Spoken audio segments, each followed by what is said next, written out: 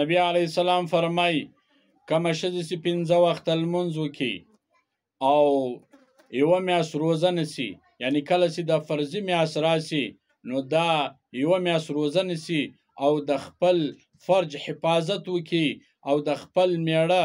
اطاعت وکړي، نو نبی علیه السلام فرمای و د دې ښځې خوښه ده چې د جنت په کومه دروازه داخله ده شي. په بل حدیث کې نبی علیه السلام فرمای اذا دعا الرجل امرأته الى فراشه فآبت فبات غضبان لعنتها ملائکة حتى تصبحوا. نبی علیه السلام فرمایي وای کله چې خاوند خپل ښځې ته دا دعوت ورکړي د بسترې ته وای راسه بسترې ته راوغواړي او دا انکار وکړي، دا منع وکړي بغیر ضرورته، ناجوړه نه وي، یو څه بل مشکل ورته پیش نه وي او خاوند یې ورته وایي چې راسه بسترې ته او دا انکار وکړي، نو نبی علیه السلام فرمایي وایي ټوله شپه ملائکې پر دې ښځې باندې لعنت وایي تر څو سر کېږي. په بل حدیث کې نبی علیه السلام فرمایي ایما امرأة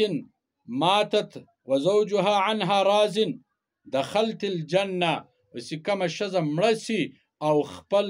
میړه ځنې راضي و خوشحاله و وایي دا د جنت ته داخله سي. نو یې زما عزتمندو ورونو